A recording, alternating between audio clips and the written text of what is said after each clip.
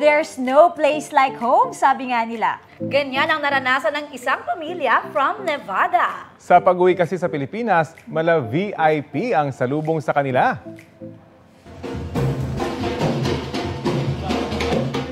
Banda a la Fiesta. Panimulayan sa Happy Adventures ng Pamilya Claudio dito sa bansa. Kwento ng uploader na si Jessica, biniro niya ang kapatid na dapat ay level up ang eksena sa pagsundo.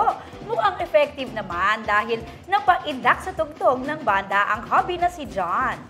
Sa pagbalik ng mag-asawa at 3 nilang anak sa Amerika, ay baon nila ang unforgettable experience. Viral online ang video with 1.8 million views. Trending! Pero medyo kulang Walang majorette. Yun. Dapat Walang may majorette. majorette. Dapat kinumpleto na. Oo.